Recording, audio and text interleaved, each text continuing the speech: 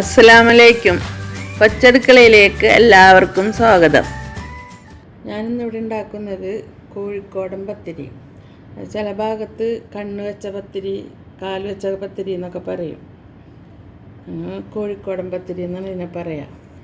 അതാണ് ഉണ്ടാക്കുന്നത്. അതിന് ഞാൻ 2 കപ്പ് മൈദ ഇട്ട് കൊടുക്കുന്നുണ്ട്. 1 കപ്പ് ആട്ടിടുന്നുണ്ട്, ഗോതമ്പ് പൊടി. ആവശ്യത്തിന് ഉപ്പിട്ട് കൊടുക്കുന്നുണ്ട്. 1 ടീസ്പൂൺ നെയ്യ് ഒഴിച്ച് കൊടുക്കുന്നുണ്ട്. നന്നായിട്ടൊന്ന് മിക്സ് ചെയ്ത് കൊടുക്കാം. കുറേശ്ശെ വെള്ളം ഒഴിച്ച് കൊടുക്കാം. സാധാ പച്ചവെള്ളമാണ്, തിളച്ച വെള്ളമൊന്നും വേണ്ട.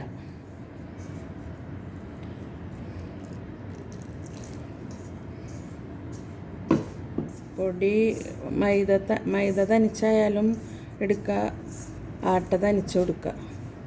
ഇപ്പം ഞാൻ രണ്ടും കൂടെ മിക്സ് ചെയ്ത് വെക്കണം. കുറച്ച് സമയം റെസ്റ്റിന് വെക്കാം. മാവ് നന്നായിട്ട് കുഴക്കണം, അപ്പം നല്ല സോഫ്റ്റ് കിട്ടും. ഇനി റെസ്റ്റ് വെച്ചതിന് ശേഷം ഒന്നും കൂടെ എടുത്ത് കുഴക്കാം. അരമണിക്കൂറായി നമ്മൾ റെസ്റ്റിന് നന്നായിട്ട് ഒന്നും കൂടെ ഒന്ന് കുഴച്ച് കൊടുക്കാം.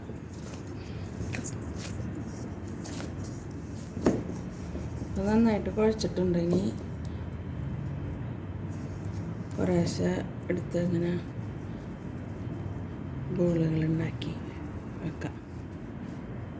ഇതേപോലെ എല്ലാം ചെയ്ത് വെക്കാം. ചപ്പാത്തിക്ക് എടുക്കുന്ന മാവിനേലും കുറച്ചും കൂടെ കൂടുതൽ വേണം, നമ്മളെ കയ്യിലിങ്ങനെ ഒതുങ്ങുന്ന വിധത്തിൽ.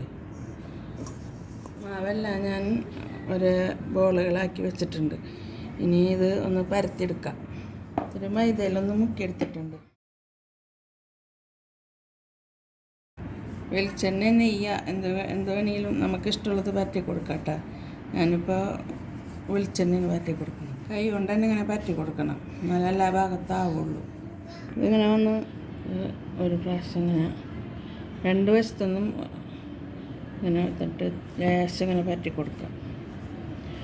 അതേപോലെ ഈ വശത്തൊന്നും എടുത്ത് ഈ വശത്തൊന്നും എടുത്ത് ഇങ്ങനെ പറ്റും. കഴിഞ്ഞിട്ട് 2 വശത്തുനിന്ന് ഇങ്ങനെ എടുക്കാം, 2 വശത്തുനിന്ന് ഇങ്ങനെ എടുക്കാം.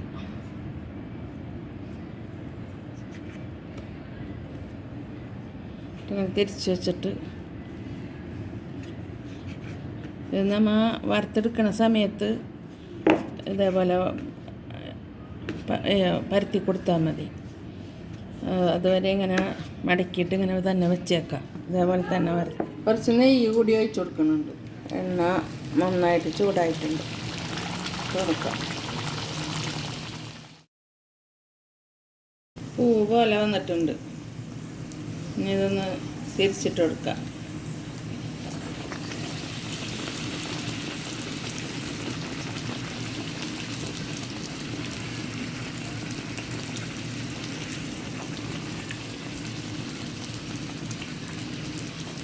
ഇതേപോലെ എല്ലാ പത്തിരിയും ഇതേപോലെ ഉണ്ടാക്കിയെടുക്കാം.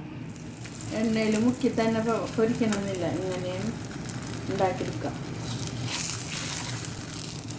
നന്നായിട്ടുണ്ടാകും. പൊന്തി വന്നേക്കുന്നത് നല്ലതായി പൊന്തി വന്നിട്ടുണ്ട്. ഇതേപോലെ എണ്ണ ഒട്ടും ഇല്ലാണ്ട് എടുക്കാൻ പറ്റും.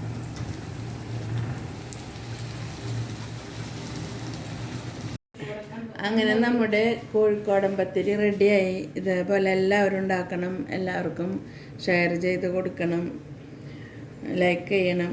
ഇൻഷാ അല്ലാഹ് പുതിയൊരു വീഡിയോ ആയിട്ട് വരാം. അസ്സലാമു അലൈക്കും.